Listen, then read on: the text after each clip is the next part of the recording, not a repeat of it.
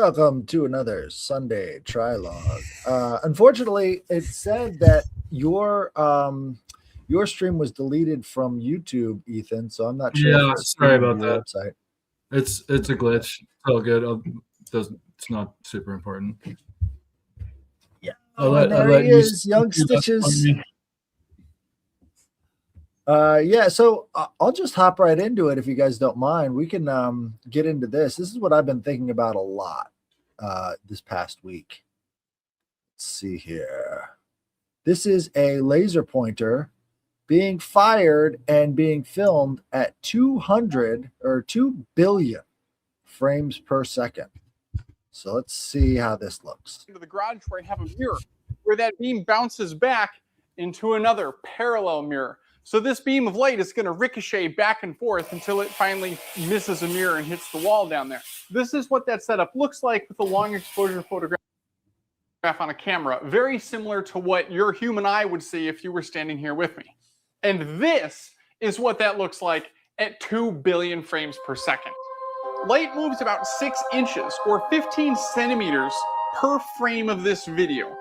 This beam of light is traveling at the universe's speed limit. Light in any reference frame will never move any faster or any slower than this speed.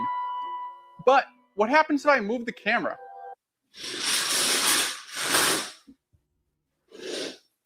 This clip looks dramatically different.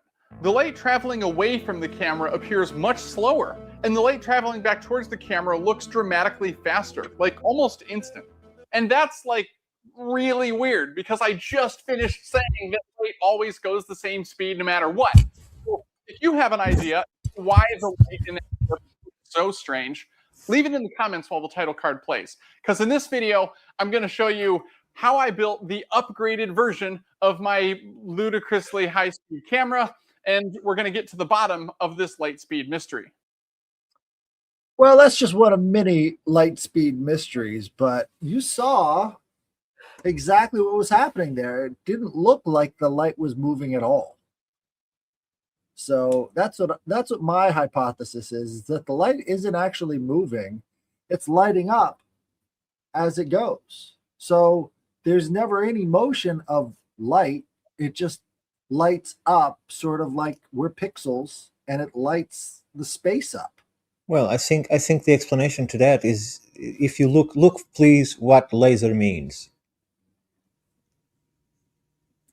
It's light. Yeah, just web search and read what laser means. It's light amplification something.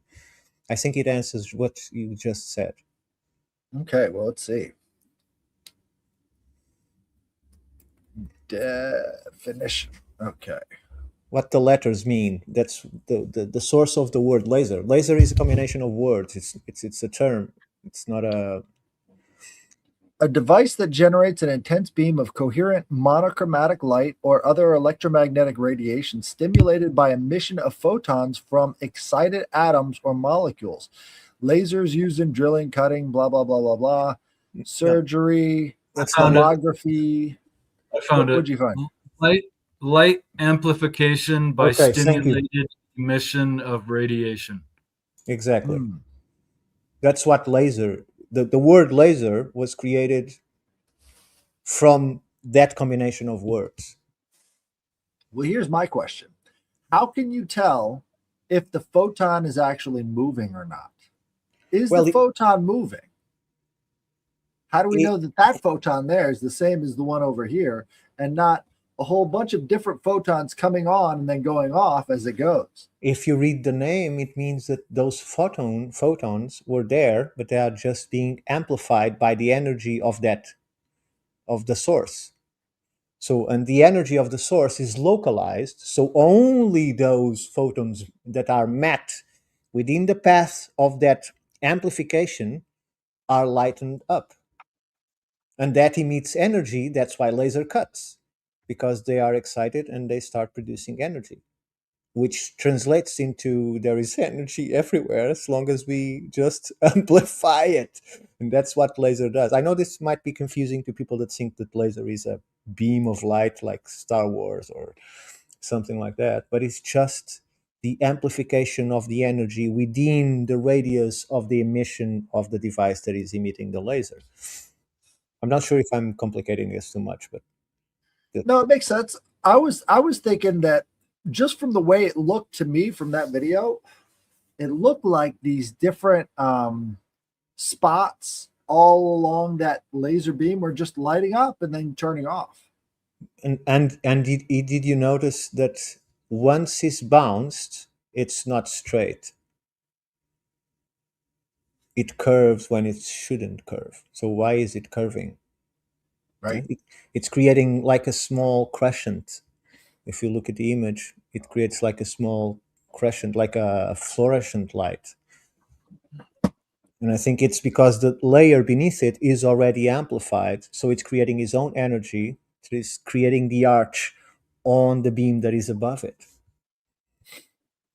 There was the question that the guy asked at the end: why does it appear, or why is it that the light coming towards is faster than it going away? And I don't think that's the case, because sadly, I have watched in the Ukraine war. You can see a miscalculated missiles often, but sometimes even incoming ones. But as they're coming in, and obviously they're not moving at the same speed as light, but the same idea relative to the limitation of our eyesight, it seems like it's moving at one speed, but when it gets close, it seems to go faster. It's just our eye limitations, I think. Well, but that can be the same effect of the sound from a train. Right. The point of view changes the perception of speed. Sure. The same way that the perspective, the sound changes from the stationary position of the listener, right? Sure. So in this case, the slowing of the light, I think it's because the first beam has nothing in, but when the second comes, is already coming from the radiation that we don't see, not the camera, but the radiation that is being emitted. It has to go through that radiation. Not only produces the arc, but it slows it down because it's no longer clean space. It has emission energy in it instead of being in a dormant state as it was before the first beam was emitted.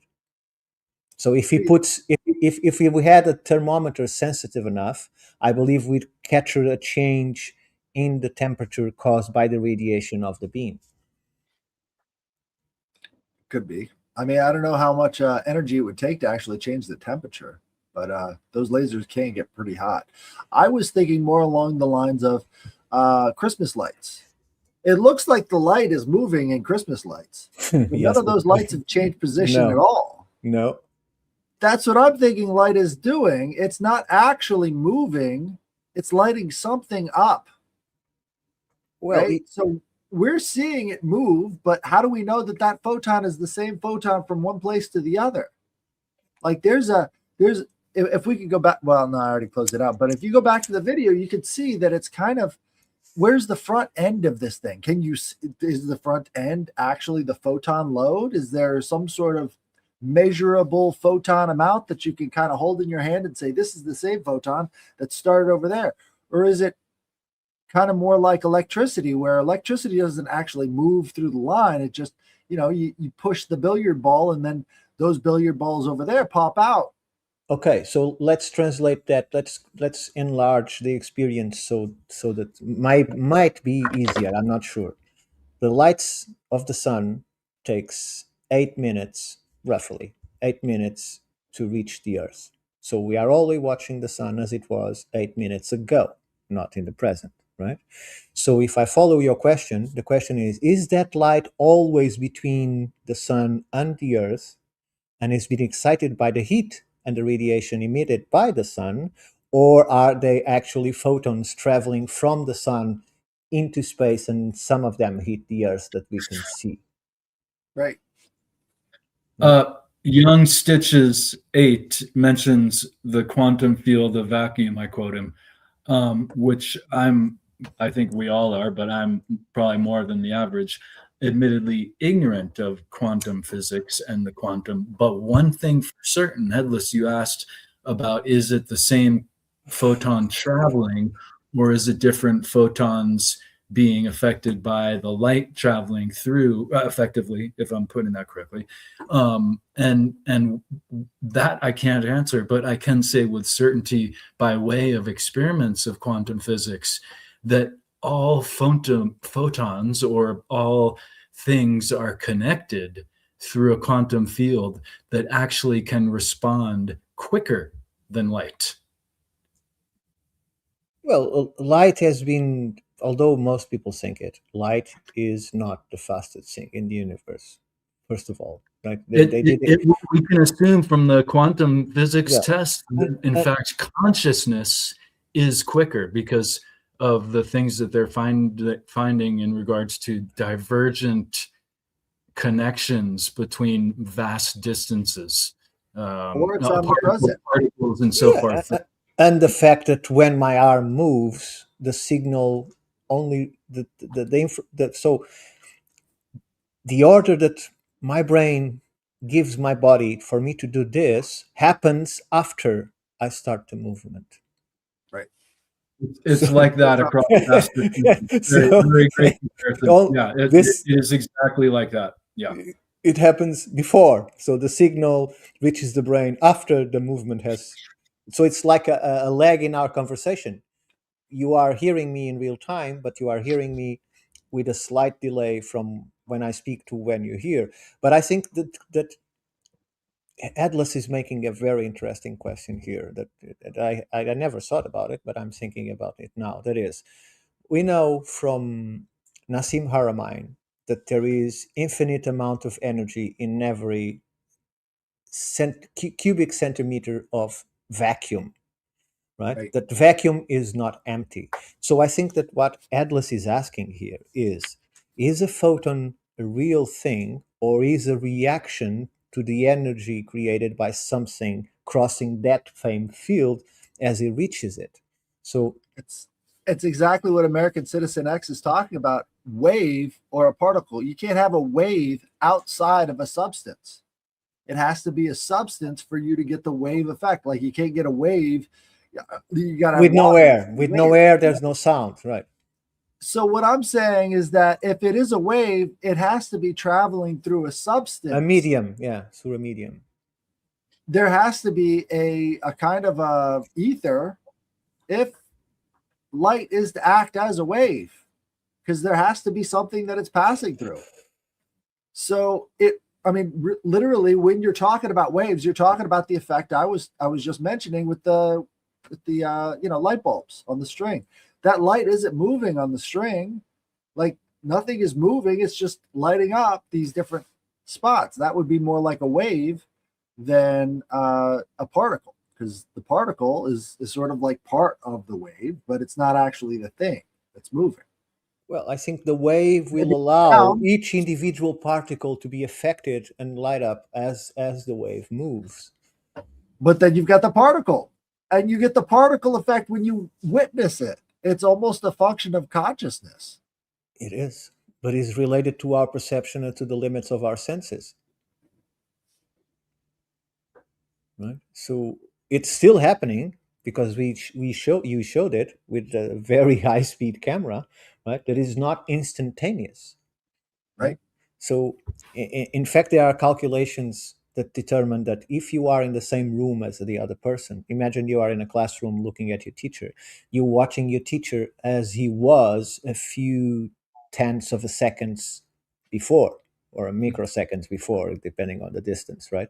So there is no present in reality, because we are always witnessing the past. There is no way to witness the present. Maybe there is the present, but there is no confinement in regards to time and space to our consciousness.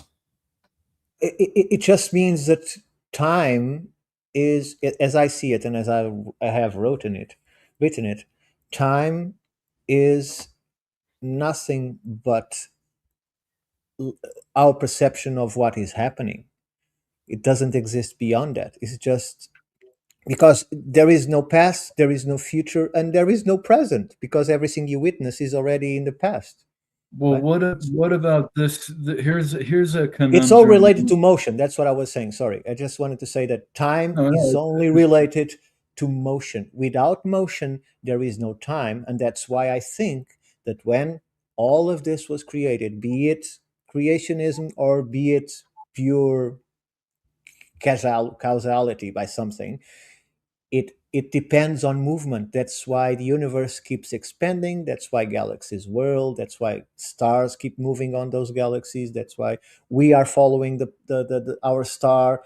Everything is in movement, because if things were static, time would not exist. Not only time, but probably we wouldn't have light, for instance, because nothing could move. If everything is static, there is the movement that we just saw on that video couldn't happen. It has to have movement. It all depends on movement in order for time to be experienced. It all depends on the illusion of movement. Exactly.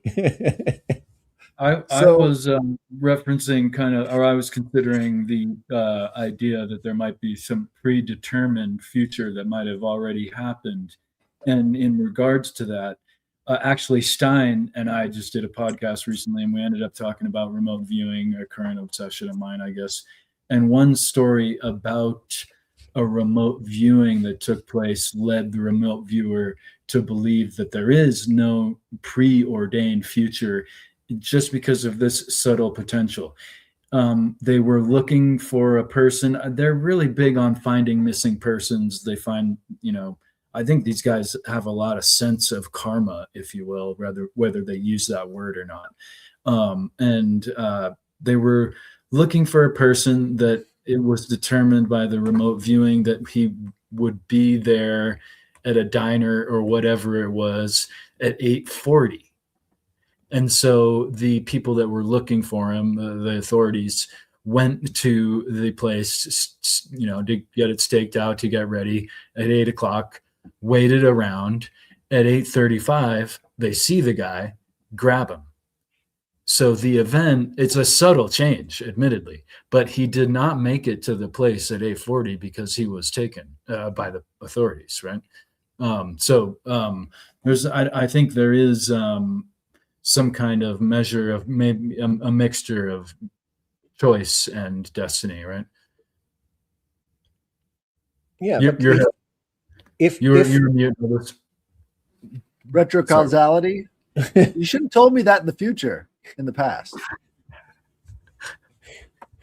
No, I'm thinking like this. So let's say that maybe everything in the universe is vibrating strings of energy, right? Mhm. And so what we view as motion is just something vibrating those strings of energy as it passes through. So let's say that, let's increase the size of these things, and we're all on this sort of screen, right? The screen is those vibrating layers of energy, and as they're vibrating, we get the image, right? But there is no separation between the image and the vibration. And there's no separation between us and sort of the strings that make everything up. So what we view as sort of being disconnected by billions and billions of miles is actually just disconnected by a few vibrating strings of energy, because it's all vibrating strings of energy, and there is no distance between these things, to be No, sure, because that's where you get the quantum bubbles from, right? even That's sort of the even the Earth itself. Because when I was doing my research on megalithic technology, be it by accident or by knowledge, the sites themselves are connected by crystalline matrix beneath the Earth, right? And the energy, the communication between these sites, whatever you want to call it, works at a rate from 7 to 10 kilometers an hour. So about 6 miles an hour. 6 miles per second. I'm sorry, not an hour, 6 miles per second. That these sites are communicating from one, they are connected somehow, right? So everything is connected. Even if a monument within Wales is somehow with this grid beneath the earth, this crystalline grid of quartz and crystal, creates a connection between every single place that can create a node for this energy, an attractor, let's call it like that, right? For that same energy to flow from one point to another. we can extrapolate that to the whole universe. So the complete matrix of the universe makes us all connected somehow, right? There is no separation between me and you, and although we are in completely different spaces, are we aware of that connection? Can we somehow interact with that connection? Some people can, by the use of remote viewing, as you said, because they can focus somehow, like a dog can sniff a piece of cloth and then follow the trait to that person. May I interject that I think it's less of a focus rather than a clearing, right? And in fact, they have an idea, not all of them, but a cool down. But a cool down is actually what they begin with, and that is to get rid of everything that they're thinking about. And in fact, that's actually the more powerful frame of mind, is to not focus. Okay, but if you don't focus, how do you get to your objective? Well, it's the Well, difference you're right. between They're material. thinking about a subject or an object, but my point remains in the sense that they're clearing the space for the information to come through, not concentrating on connecting with it. Subtle difference. Subtle difference. Just I think that the information quality is the difference. It's what you're doing when you are reaching out with your mind is you're tapping into the basic information that exists at a lower level than physical matter itself. and that's kind of the analytical mind, which could be tremendously useful and even psychic potentially to but it's not necessarily the the immaterial spiritual mind, which would be kind of, sorry to have this to interrupt, but Is there space between information packets on the sort of lower level of existence that it, sort of the, what do they call it? The Akashic records, right? Is there any space between those shelves in this non-physical place? You know what I'm saying? So what you're saying is there an address for each specific information? Right? well, there might be, but would there require space for you to access that address? What I'm saying is, like, if the universe is infinitely compressible, so all of that information would be infinitely compressible as well. Sure, the So Mandelbrot that, effect. Yes, it's. But I think that in terms of the Akashic records, and considering of people that claim to have some kind of access, I think we all do from time to time. I think we all experience the flow of creation. We all experience what people call being in the zone, or I think all of that is some kind of connection to the Akashic record, where you abandon what your limitations of your physical brain and reality could offer, and allows you to go into new fields of, not of perception, but of conception of what you're doing. So when you are creating that painting that you have behind you, right, you can have a vision of what you saw and then create it, and that vision would represent perhaps that connection. Or you can go blank into the blank canvas and just let it out, like be becoming the instrument of that very same creation. So like the painting is a creation of itself and not from you. You are just the person that can bring it into this reality, right? You're bringing something that is immaterial into a perceptional material field that is what is behind you. So all of that would be, what, in my terms, in a late sense, from the Akashic record. But in regards to what you were both saying, I think that when we are following a thought or trying to focus on something, and we get the information from out there, that could be the Akashic records, we are not using an address. I think we are using sympathetic connection, because we are tuning into a specific subject, and that tuning correlates, or like tuning forks, to specific areas of information that are related to that, right? So we're back to the wave, we're back to the synchronicity, to the this empathy of frequencies that are connected to certain patterns of information. Probably I'm making it too complicated. Well, like you were talking about Nassim Hardy, I mean, he theorizes that the background radiation in our universe is the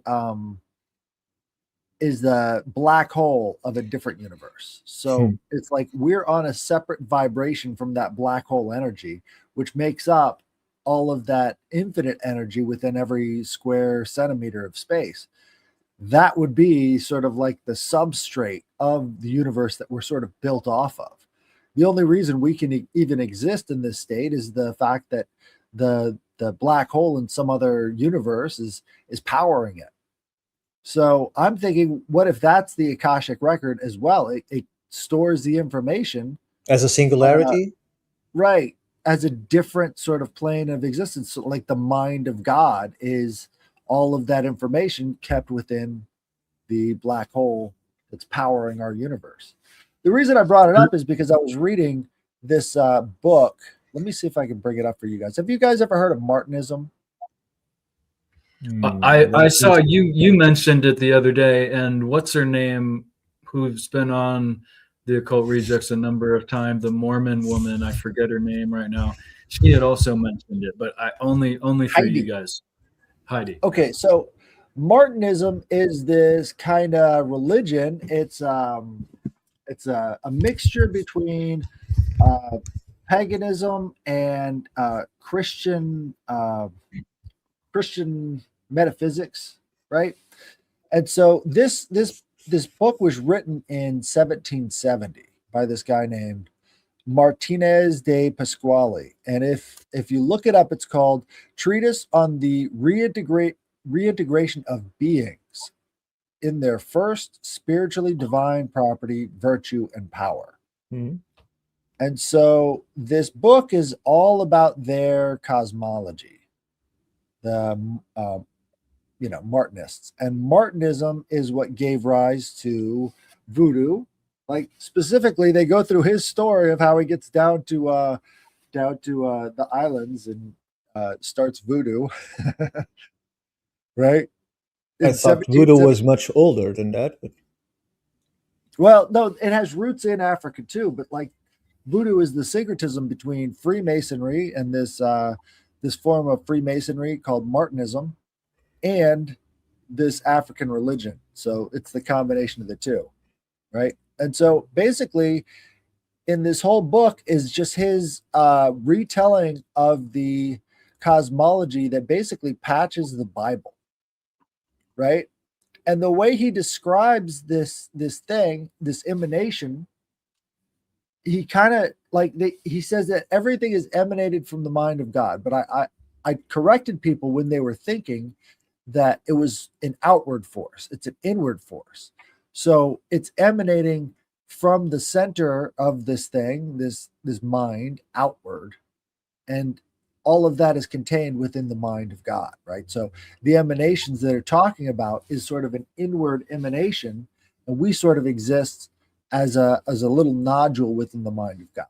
And so I was trying to figure out a way of making sense of that and thinking about light as being sort of like this on-off switch or this wave, as opposed to being a photon that moves through space, kind of brought it all together for me. But yeah, it's a very interesting book. I would highly recommend it. It's called The Treatise on the Reintegration of Beings.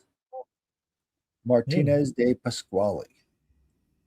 I was going to mention earlier about how things sometimes operate in what we're used to in reverse. If you haven't looked into the Koji of Colombia, they're one of the tribes that never got conquered, headless by the Spaniards.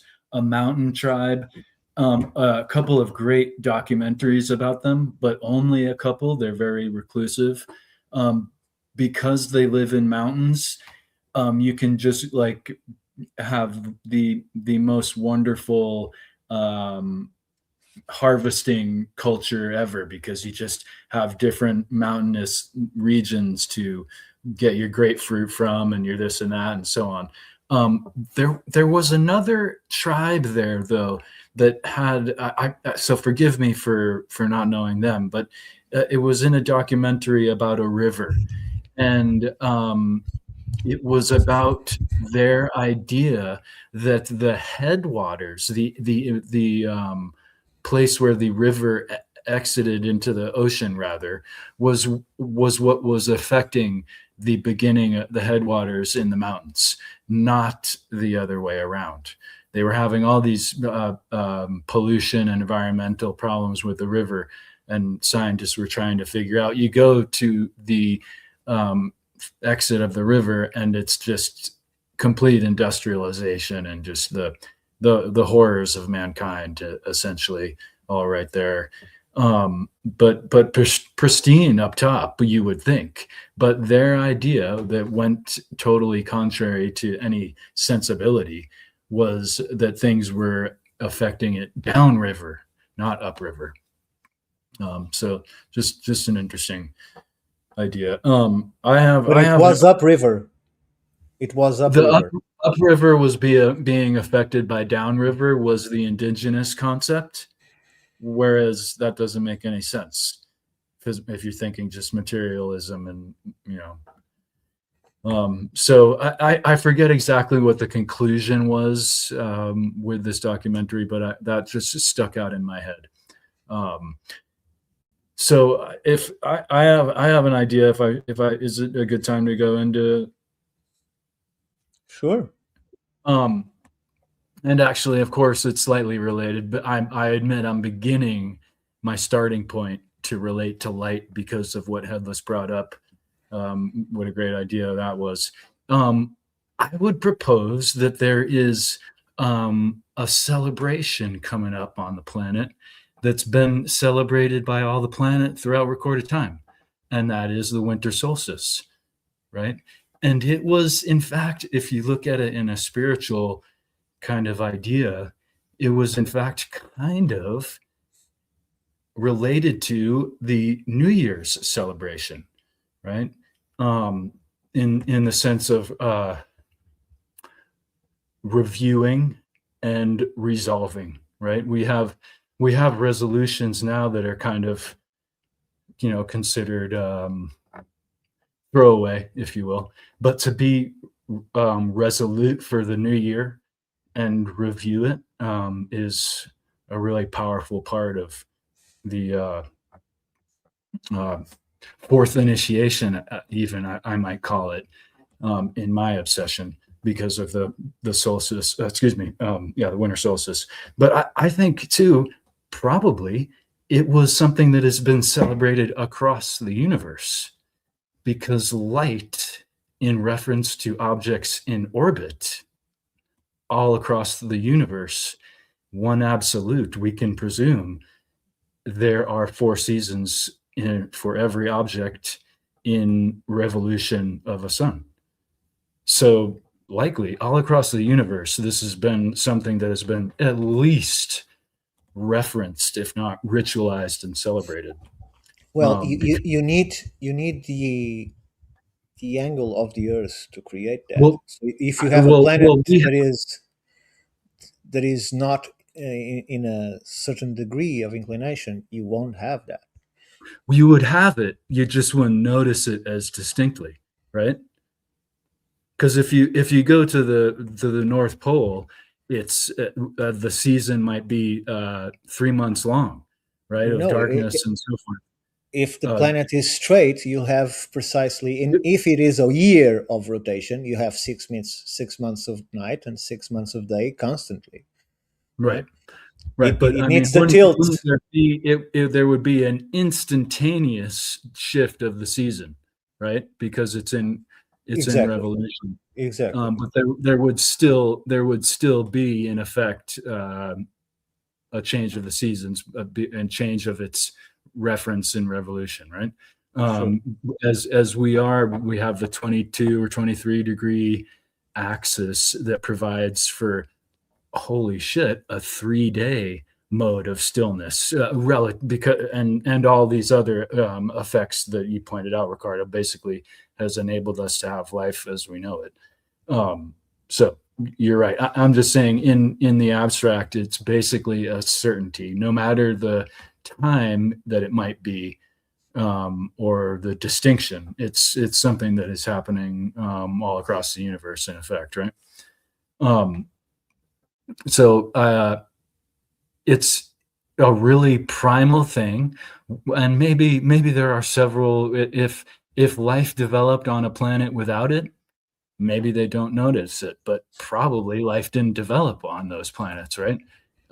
So it's something that I think other species or throughout the universe would have noticed. And Well, again, I'm being abstract in putting that yeah, out yeah. there. I think life, even in complex forms, can emerge and develop anywhere as long as the conditions to that Sure, specific kind of life are sure, right, met, right? sure. Humans, on the other hand, I'm not so sure that it can be developed by nature alone without some kind of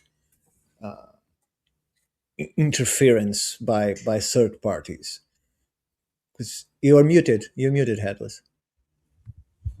Have I told you about my theory of hominid carcinization? Please do.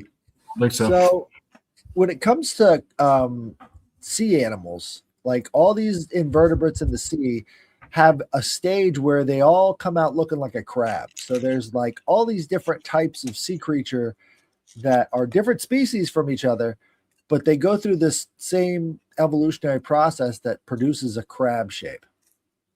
And they think it's kind of weird. They call it carcinization because the crab is perfectly suited to live at the bottom of the sea, and it's armored and it's really hard to get to, and it's a general just master of its domain, right? Well, what if it's the same way when it comes to hominids? So think about the velociraptor, right? So it's walking on two legs. It's about 6 feet high. It's got arms that I guess it could start to manipulate stuff with. Much bigger brain than a lot of the other creatures around it.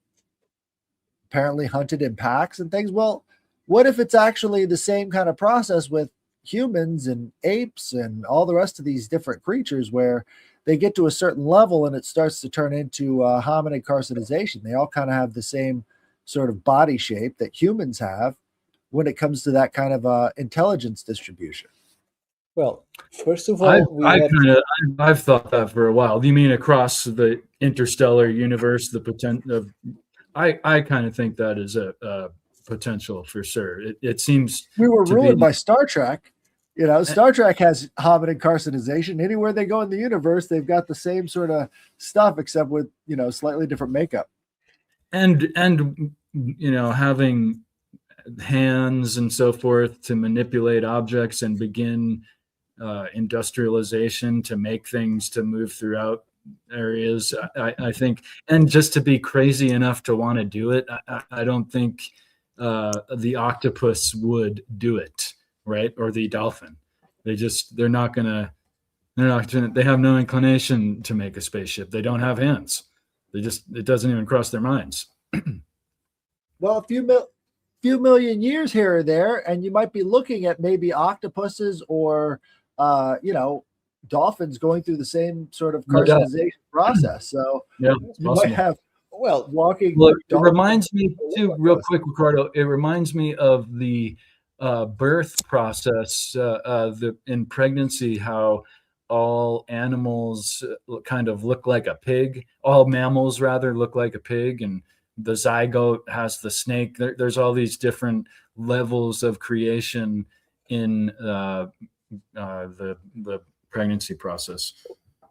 well, I don't know how it happens to other animals for sure, but I know that a human fetus passes through stages in its development. At That's what I some meant. point, it looks like a fish, then Yeah. it looks like something else, and then it starts looking like a hominid. So it goes through several different, completely different kind of species where it is developing itself. Right? Mhm. So it's like all of it. Let's go a little bit bigger. To me, all of it is too suspicious. The perfect size moon, the perfect distance, the perfect size planet, the perfect Well, distance aren't to the there? sun. It is all too much to be just led to the odds, right? So I Well, understand. yeah. I No, understand that.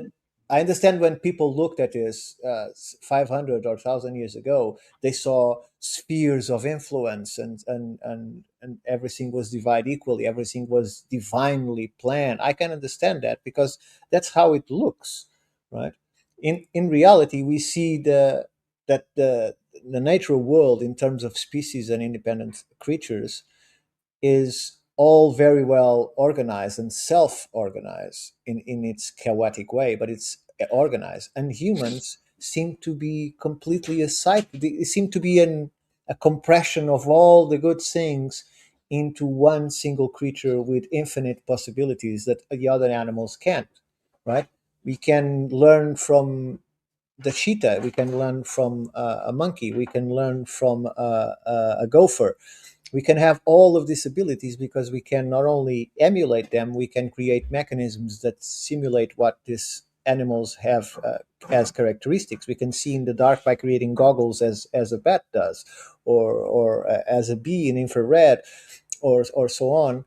So I don't think there is any good explanation to insert humans as a natural element in the cosmos, because we don't fit anywhere. We don't fit anywhere, and yet we can adapt ourselves to anything. Right?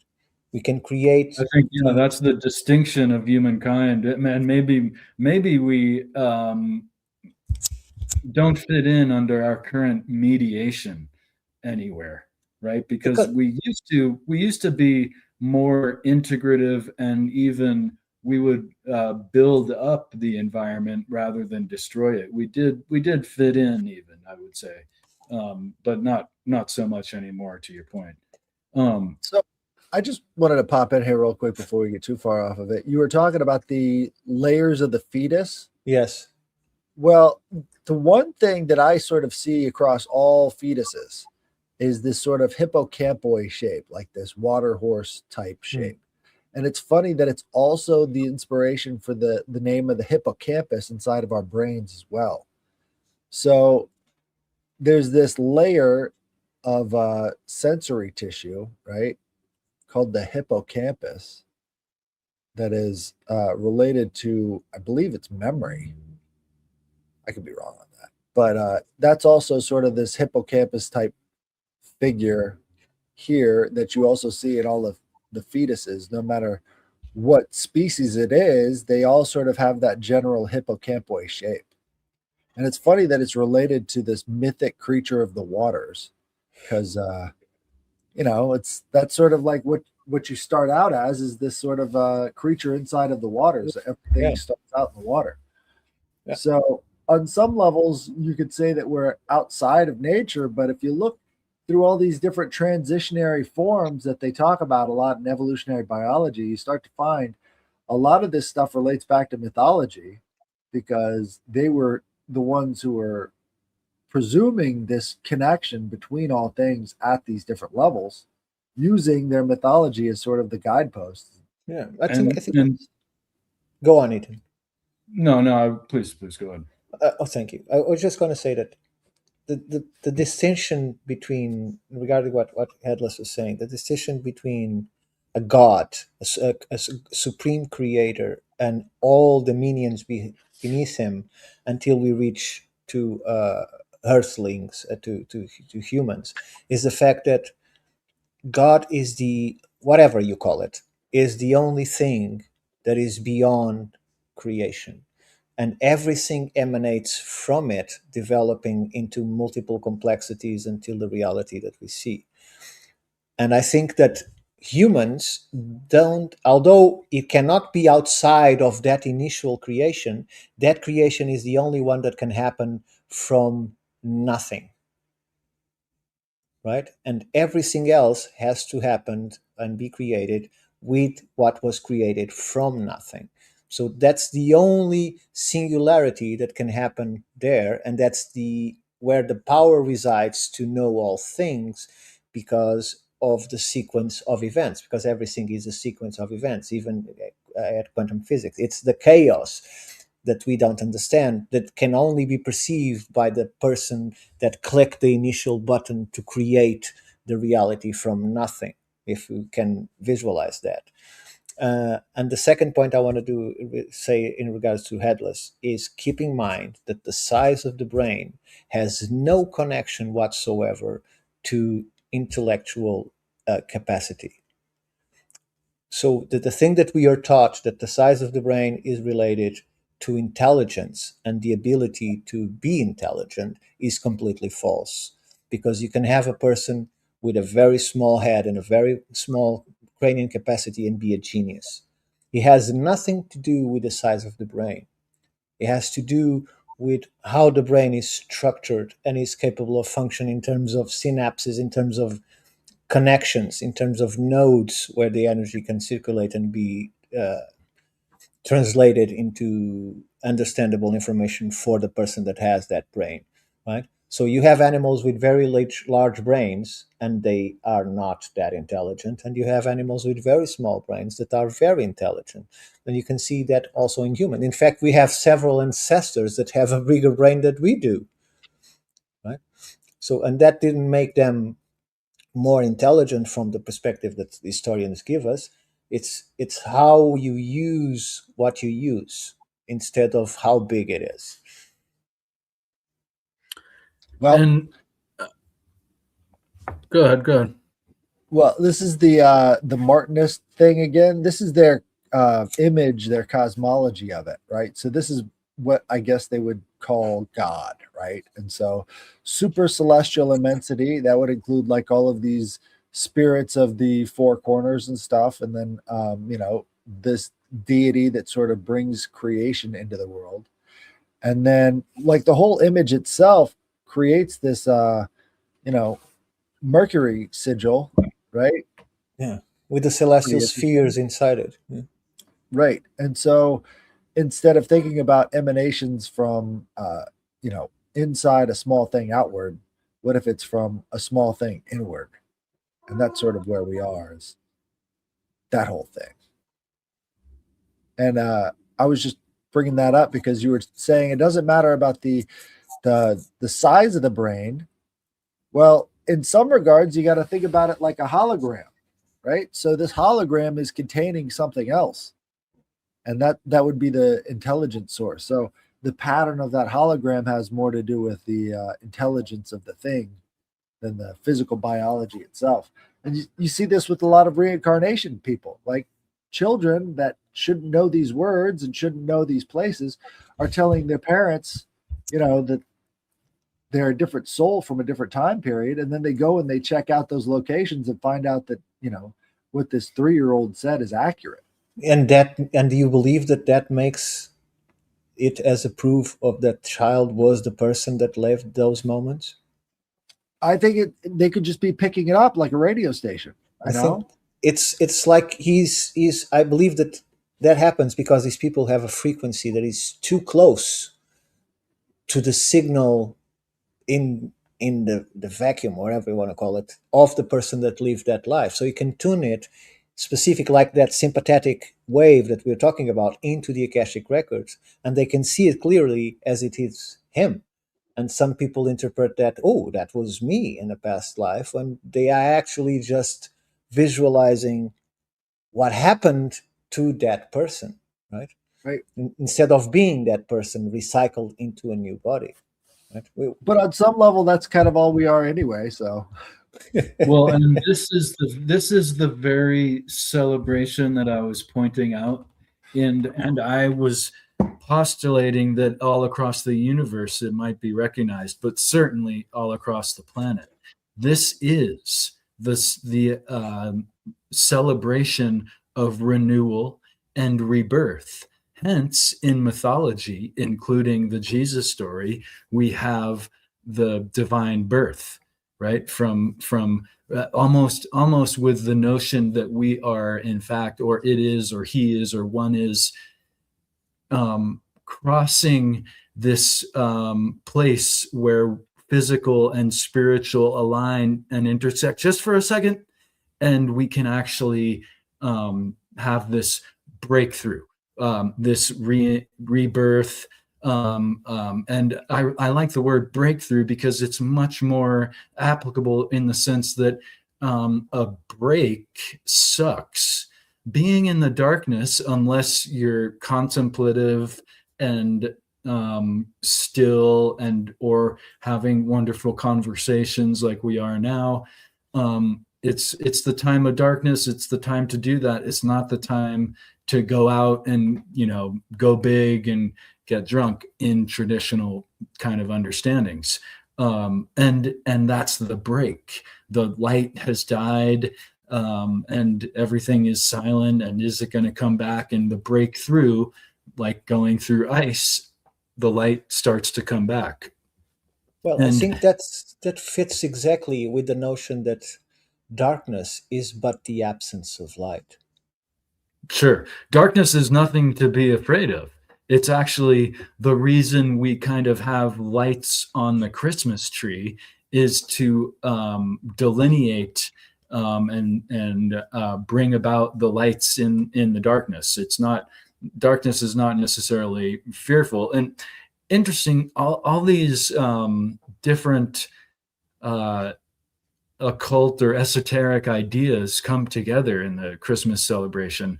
The lights idea being reference to the shaman and the celebration of getting psychedelic treats from the visiting shaman on his deer, right? This is where that kind of might come from, and certainly relates to.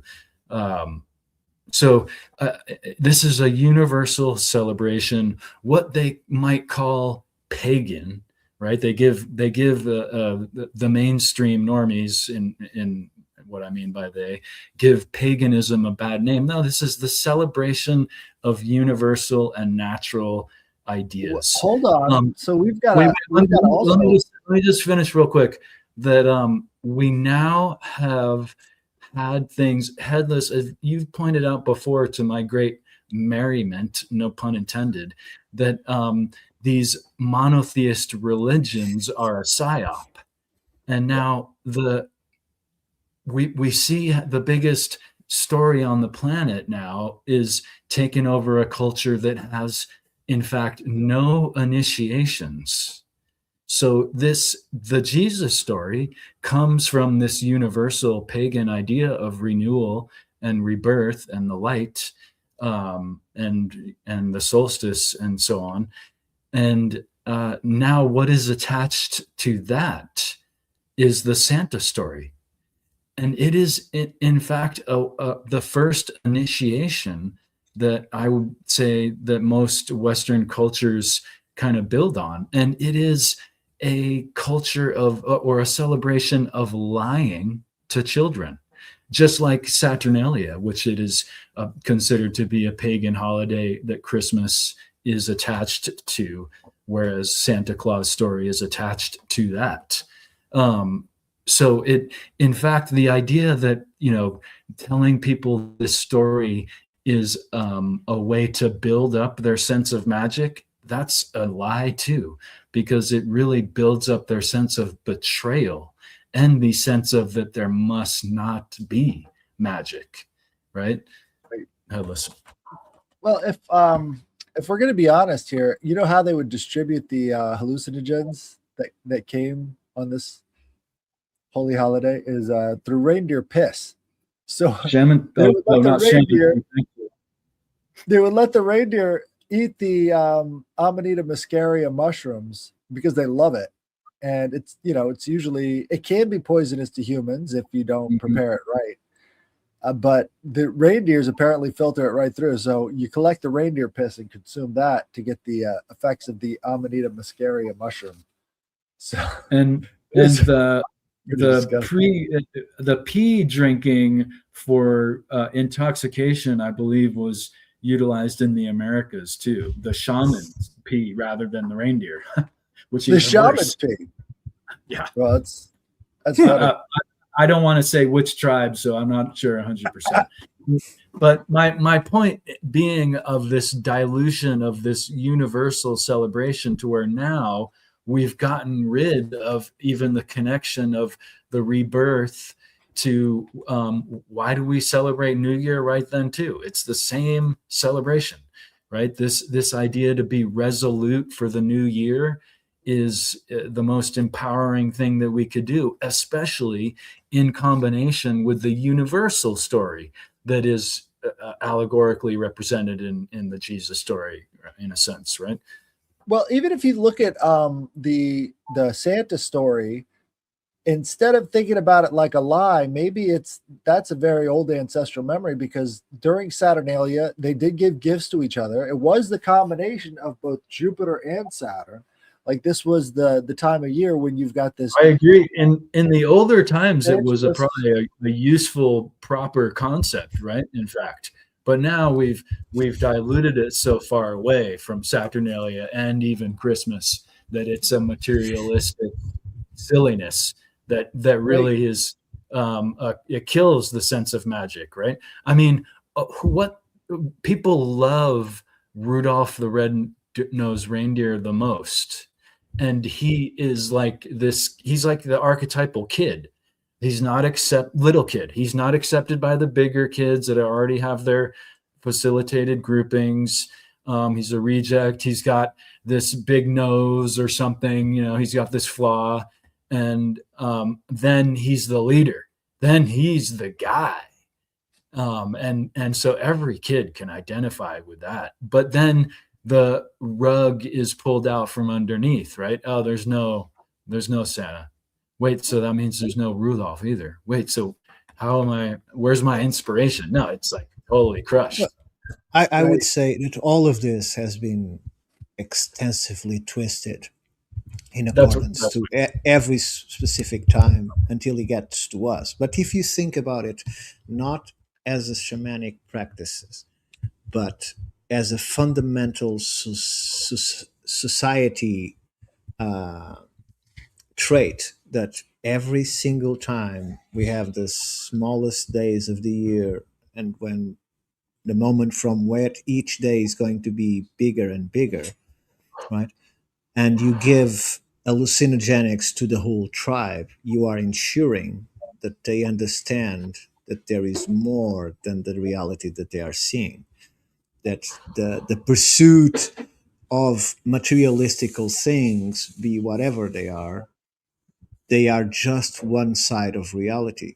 So what happens now is people don't have those experiences, never had their senses amplified, and realize that there is more than what we perceived when we are in a natural state, right? And just to be clear, I think we can get those experiences with the ritual of celebration without psychedelics. It's not necessary. It just, we can it's more effective. I would say it's more effective. Maybe.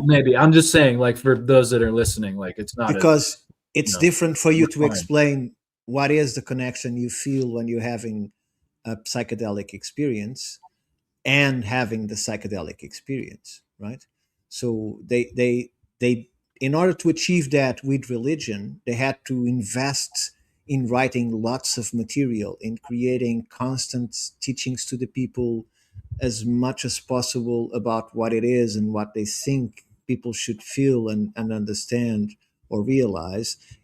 And with the psychedelics, you don't need to say anything. You just say, take it and go and experience by yourself, because there will be an experience, good or bad, there'll be an experience, right? So it doesn't require any teaching. That's why the shaman, to me, is a figure that was always mystical. It's not a preacher. It's just someone that you go for advice because he's more within that state than everybody else that just has 2 or 3 celebrations through the year where he has to experience that, right? There's the idea too that religiosity is a belief system, and it really doesn't require that you think critically. It requires that you hold on to beliefs, and that's this Santa Claus initiation really solidifies this behavior model right? There's Schopenhauer even said, I heard recently, he too, as many, said that maybe if we're lucky, 5% of people think. The rest are pretty much operating in how do I hold on to beliefs that I've been taught and that I hold on to for whatever reason. That's exhausting. I know. Partisanship and by that way, the belief that one will hold on to without analytical, critical looking at things. It is this such a tiring detriment, as you. I was not understanding how I was going to fit the small text that I brought to this conversation, but I think somehow it will fit, and it's just 4 or 5 lines that I'm going to read to you, and it says just this: morality on its own, it's nothing, just an empty frame. Without culture or religion to shape it, it holds no substance. Each person's sense of right and wrong is a mirror of their lived experience, filtered through the myths, fears, and values of the culture they were born into. There is no universal morality, only 1,000 reflections of the world, each bound by the language that named it and the gods that rule it.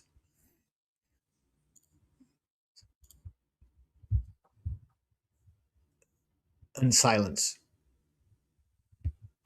Well, I wouldn't argue it. I would just add that I think there are a few things, at least on, like, as I tried to extrapolate in the universal, and maybe it's arguable, and maybe in the universe there is this static unmorality or amorality that has truth behind it. But I think on this planet there is at least the idea, if you're enslaving and attacking your fellow man for no reason or for resources, for but instance. That is already inserted in a system.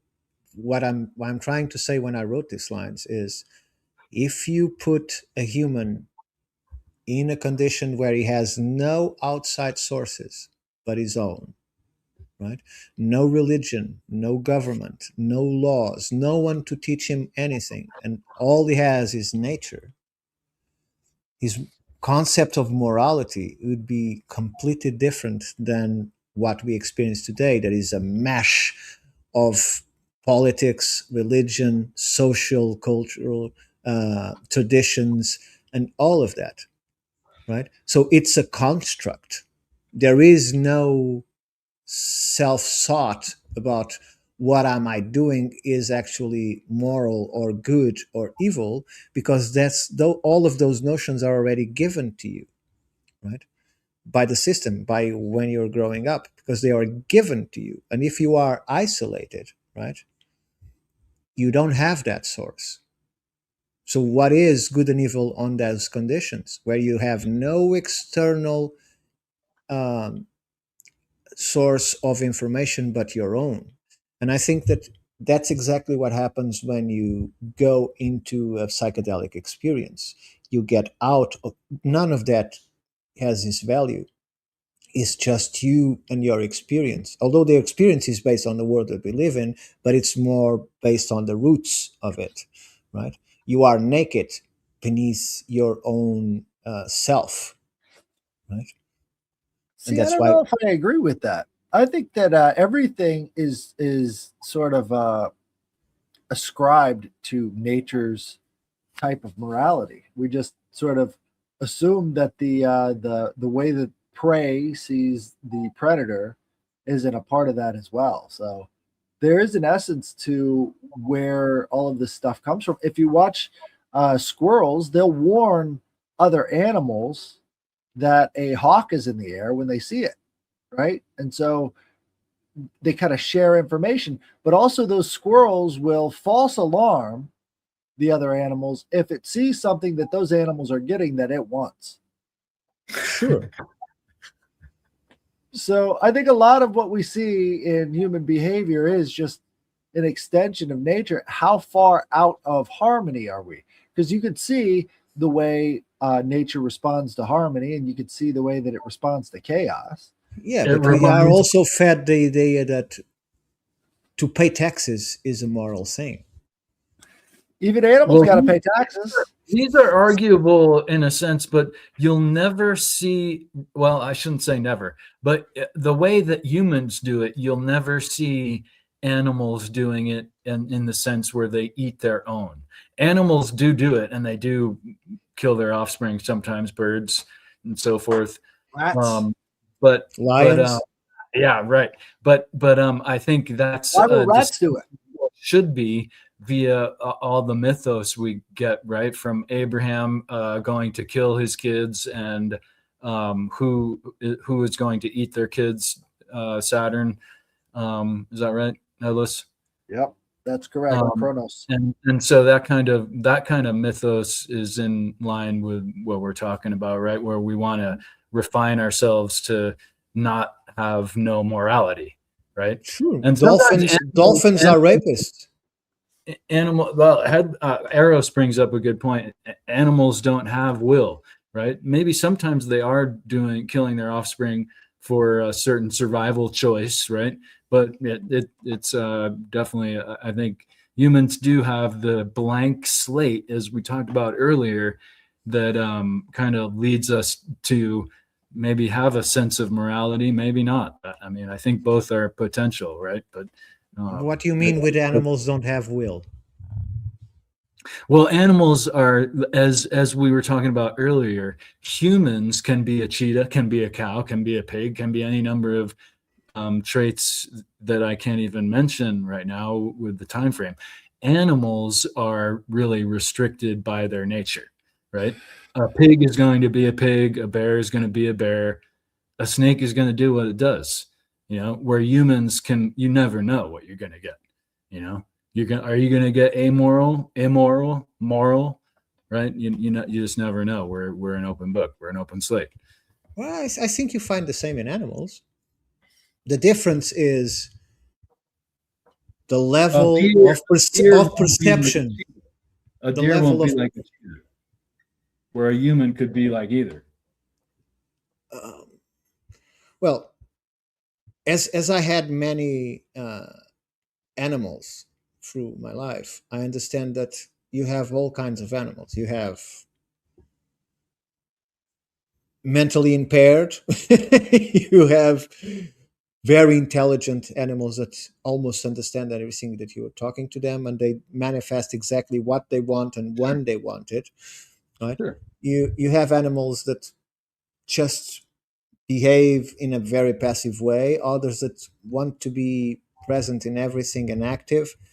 I think the difference is just the level of our perception in relation to what is going on with them, and their perception that is lower. It's like a lower vibration. I don't like the term, but it's the best way to explain. It's like a lower vibration of existence. I think you're right, but it can be true that the nature of a dog is not going to go beyond its nature too much, right? That it is a high level dog that could be human like even. Sure, a dog will not say, "I now want to play a video game," but he will think, "I want to go out. I want to sleep. I want to eat now. I want to be pet." That's what a dog does. But I'm just saying that a dog is not going to be like a human, where a human could be any number of things. Like the feral person that grows up with a dog, she can't break being a habit of canine like. Yes, right? she absorbs the environment. She absorbs what is given. Yeah. Here's the thing, like after watching these dog and cat videos where they're pushing the buttons to talk to their owners, I've really stopped speculating about the nature of what's going on the inside of these animals, because there's absolutely no way of us actually knowing until they're actually communicating it. And they say some really strange, interesting things. Like they're making predictions about the weather. They're doing all sorts of, like, they're reminding people to do something that they normally habitually do. It's very interesting. Like they're keeping track of a lot of stuff. And, it's like, I don't know how to classify it, but there's something going on in there that we're just not There's fully a aware of. there's a reason why they don't allow people to train sign language to animals that can reproduce it. And each time they allow that, it's extremely controlled. So Really? the most known situation is with Amy. And Amy spoke like a human that had a stroke. So it still has the ability to, he knows what he wants to say, but it's limited by its use of the sign language that he was taught. Right? So he speaks in a way that looks like someone that is damaged to us, although the message is conveyed. Right? And what it says is no different from a human. The way he expresses itself is no different from a human. It's just limited to a lower sphere of existence. Lower, it's a bad word, but a different sphere of existence than we are, right? So he has no concept of its own spirituality. It couldn't be conveyed to Amy what spirituality is. But everything that is practical for life could be talked with her. She would know what she wanted, when she wanted, why she wanted. She could explain those things, right? And most of the conversations that obviously are not known. There are 2 or 3 more cases, and all of those are even more obscure because perhaps the scientific research went With into these, other ways. with these dogs that are pushing the buttons, some of them are having existential crises where they're trying to figure out what they are in Sure. relationship to the humans. Yeah. And they end up having to put these dogs on antidepressants. I was going to Because- say, I think dogs catch the vibe of their masters or just humans in general. And we're all pretty weird and crazy and bounce off the walls. And especially if they're just, maybe they have some actual problem, like the dog totally emulates that, right? They'll emulate a bad foot. They'll emulate anger and weirdness that they're not even communicating with effectively, but they totally sense it, right? How do you describe to a dog why they are a dog? So they'll go up and they'll push the buttons. Why Dolly dog? Why Dolly dog? And But they're I putting think together that's sentences from hanging where they're out with asking humans. about their own existence. I think that's sort of beyond the pale. I'm just saying, but I think that's from hanging out with humans, because a dog in its nature would never ask that. It just does what a dog does. And I'm not saying one is bad or Well, not. a human would never play the video game unless the video game was presented to it. Well, of course. There are wild animals that know what humans are, and they have relationships with humans, and they're still wild. Yeah. I think that there is a questioning going on that maybe they can't express, that now they are able to express it. So it seems profound to us, but that could be going on in a lot of different creatures. It sure could be. You're absolutely right. I just feel like the upsetting existential crisis, canine crisis, doesn't happen as much as in nature. For instance, I actually raised a wolf hybrid, and definitely noticed, like, teaching a wolf totally different than a dog. Negative reinforcement does not work with a wolf, where with a dog it does. A dog really is inclined to please humans. A wolf is inclined by motivation and so forth, not by negative affirmation. I had let me say real quick, the only way that this dog wolf ever considered that taking food from the table or off a grill or anything was me freaking out by way of it. After that, after years of me freaking out and him upsetting people by taking food, which gave him no sense of guilt, no problem. It's near his mouth. He can take it. He took it out of people's hands, everything. And it had no moral problem. But because of my being, hey, what the, upset by it, because I didn't want him taking people's food, he stole an 8-pound ham out of a neighbor's garage. He was all over the place. but it never occurred to him that it might be wrong, and he had to sneak it from the table or counter until being, Sure, because if you had an 8 pound, why didn't you eat it? Ate it. So right. if But you I'm didn't just saying, eat it, it's only mine. by way of being around humans would he ever have had this thought that taking food is a problem and he has to sneak it? Like, he just takes it. That's self-awareness.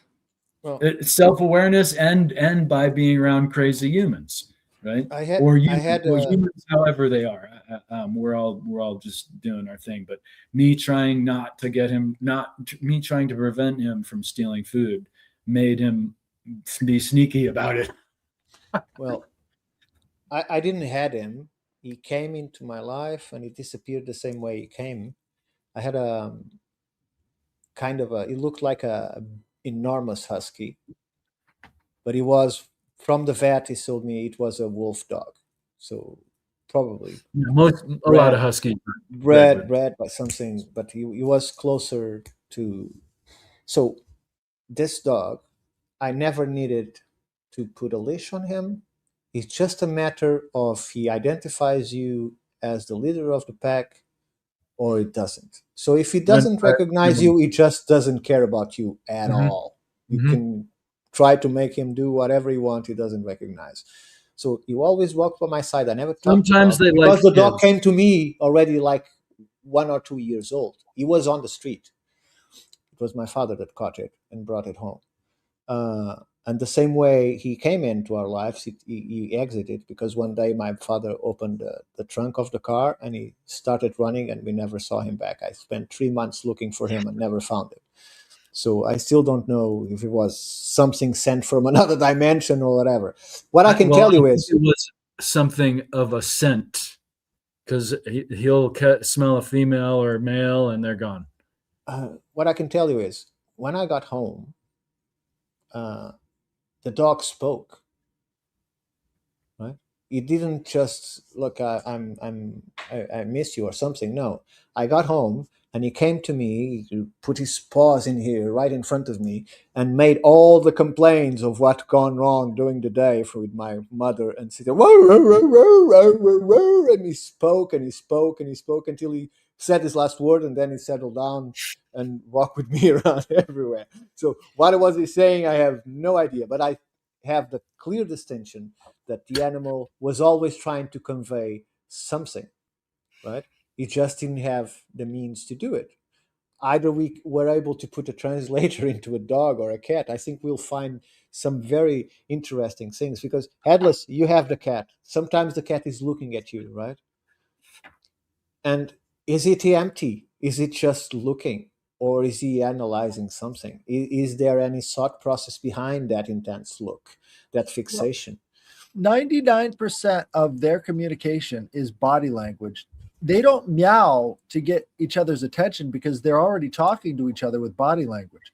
They meow to get our attention. So anytime they're like, you can see this with the cats that push the buttons too.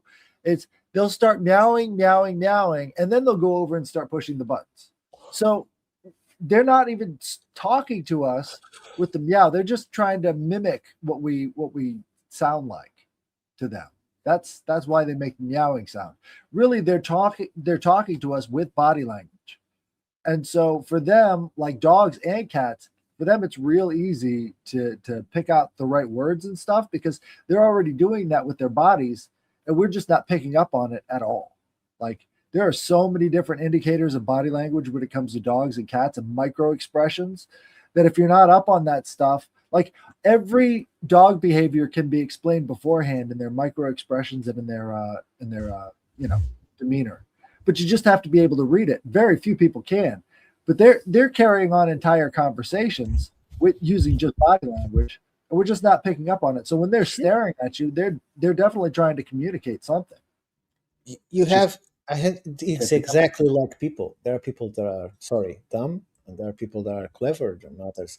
And for instance, there is this dog that will starve to death because his owner forgot to give him food, and there is dog that opens the goddamn door, takes the bag of the food and carries on his mouth and lays on the lap of his owner, saying, "Hey, I want some food."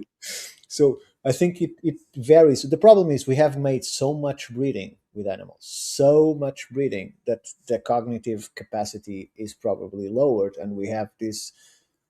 From time to time, there emerges an animal that has those abilities. When you go to the fables, I don't know if that's how it says in English, the folk tales about animals that spoke and all of that. I think it's related to the fact that I think animals were much more intelligent or capable in the beginning of times of we relating ourselves to them than after we start breeding and breeding and breeding and breeding and breeding all over until our times, because dogs and cats have been probably the, well, cows and horses, but the ones that we have as pet have been the ones that we have more uh, engineered to be what they are today, right? Well, We maybe engineered. cats so because they're so feral, so often feral. Well, there is a big business in breeding cats, specific kinds of That's true too. yeah, Yeah, I just think there's so many random ones too. Yeah, you're right though. Yeah. yeah. Because, for instance, in the property, we always had 5 to 6 cats that are not house cats. They just hang Sure. around because they know we give them food and water, right? And they're But great for having around a barn. and they keep every creature Yeah. about out. In fact, they catch snakes and they levitate it at your door, saying, "See, I'm doing my job." Whatever they're doing, here's the snake dead, or here's the mouse, or they lay it there because they don't need to eat it, right? Sometimes they eat it because they are very they are All kinds of animals do that though. Like you've got crows, they'll do that all the time sure. too. If Mm. you have a relationship with these animals, there is a reciprocation, and they do regard you in some. I mean, the way that they relate to each other in nature is far more complex than we give it credit for, and we're just now starting to come up on the reality that this whole place is so much more interconnected. It's incredible the kind of messages that are sent over vast Sure. amounts of distance that these animals can actually understand, pick up, and transmit. The relation, I don't know if they are exactly Mongol, but the relation between these people and their hawk or eagle, I don't know what kind of, it's a big bird of prey that they train, right, since child. The relation that they have between these animals, because they don't often manage at the first time. They have to have the luck of an animal that resonates, I think it's the correct word, with them, and then the communication between the two is more intuitive help me out in here. Intuitive. Intuitive, thank you, is more intuitive than actually like a school. I'm going to teach you to do this and this, right? It needs the specific animal for the specific person, and people that have a lot of pets know that during their lives there was this amazing animal that almost understood all they said, and they could understand what the animal wanted before anything. And the others that are just the dog that we have at the property now, I say it as a joke that she's mentally impaired, but she is kind of mentally impaired. She's a very goofy female dog. She's not good in the head. So it depends. It's like humans, I think. They just are in a different sphere of communication, of expressing themselves that we are not immediately capable of understanding. Are they empty? Is the cat empty looking at stuff at the window? Is the cat empty looking outside? Or is he actually seeing the trees and the birds and what is going on? And What is the I thought feel like process? I all beings are by nature limited to the mortal coil that they're in as to what they can be. And animals are just have, I think, a little bit more of a limitation as what they might be potentially. Right? Humans, it's just so diverse. It's you never could say. Sure. Back to what we were talking about earlier. But you're right. Dogs can be any number of attitudinal differences and intelligent differences. You have dogs that like to watch movies, others that like to watch Sure. cartoons, and most dogs don't care about the television at all. Right? Right. Most don't. You have dogs that, because the owner likes to watch the football or whatever, they sit in the sofa and they vibrate and they even anticipate what's going on before the owner even reacts. Right? So they are watching it. Right. Because they don't celebrate the goal after the owner celebrates the goal. They anticipate it. They are watching the ball going. They understand the game. It needs Right.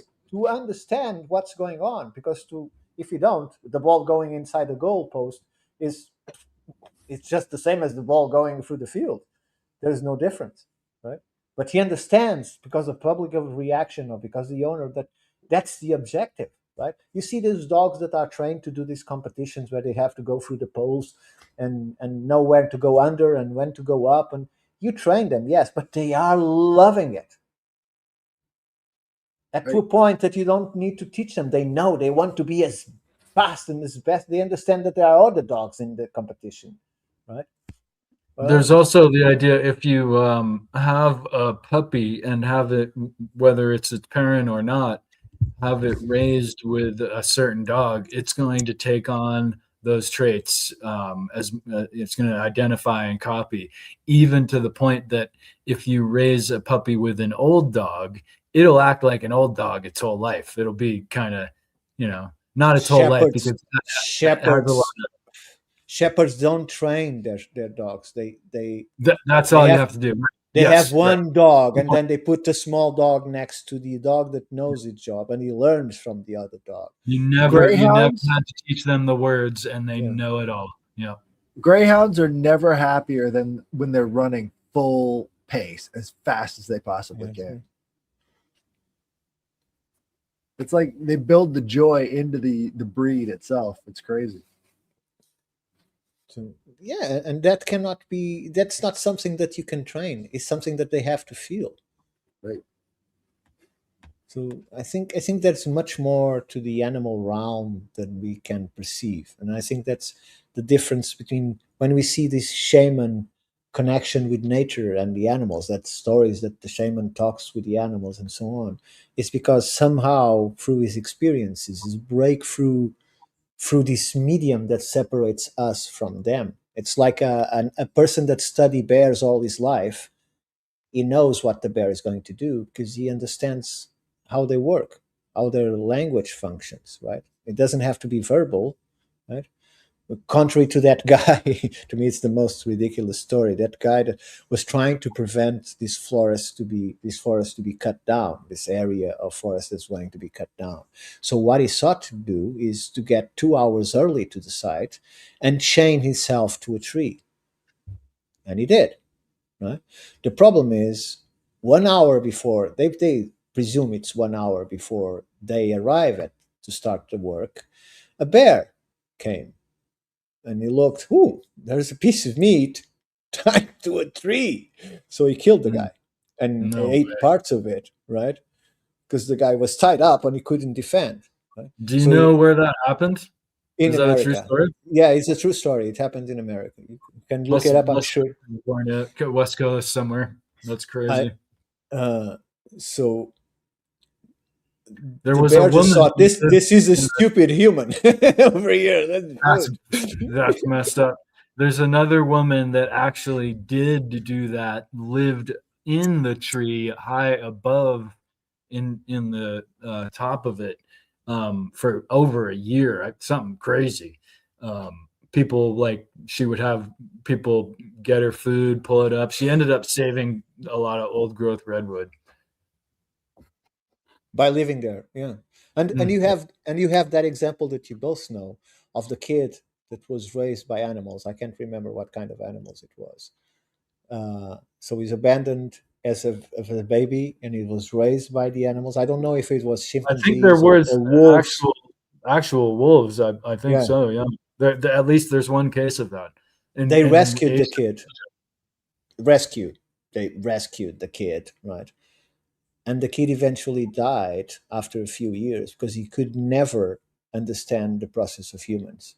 So the brain is not that evolving learning thing that we know, because what was imputed to him during the ages where he's actually learning who he is could not be reversed in this case.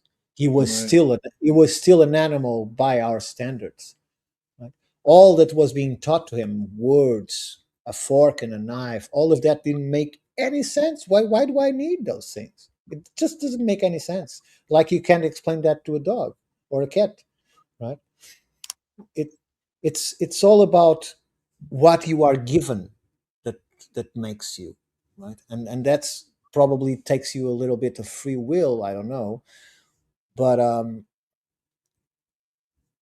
it doesn't depend on your brain size, or it just depends on what you were given and what you do what you were given during your process of learning. So it's not the hardware, it's the software. And I guess the software Yeah. would be the soul. It's what's not in the brain, like memory is still not found in the brain, from no matter how many papers they make saying, oh, we are looking at this synapse. There is not one single paper that has determined where in the brain memory lies. They know where it's Right. processed when it's being spoken, but they don't know where it's stored. And there is where Rupert Sheldrake comes in with a most likely explanation to me. It's all in a field around you that connects you to whatever it is, the Akashic records or whatever people want to call it. So the brain to me is there just to regulate your body and to give you capacity to work at some level without the connection with your real self, let's call it like that. And I think what we are calling nowadays, wrongly, I think, NPCs, is these people that have almost no connection to their real self. They are all in the residual consciousness that the brain can store, what we call those 5% that people use of their brains or whatever, is just the ability of the brain to retain part of yourself or your essence in order to you function in this world, right? And the fact that they are dumbing down the population is because it's very clear that you don't need to be any kind of smart of intelligence to do the functions that they want you to do, because they are ruled by very simple norms and procedures. You just need to follow those procedures. You don't even need to understand those procedures. You just need to operate them. So you don't need to be very smart to do it. Well, that's all the way around and back again. I think we're right back where we started Sure. somehow. So I think that's a pretty good spot to leave it. Thank you guys for Sure. joining me. Very much. And yeah, come back next time for another wherever we went, I guess, on the Trialoge Sunday mornings. We'll see you next time. Bye. Bye bye.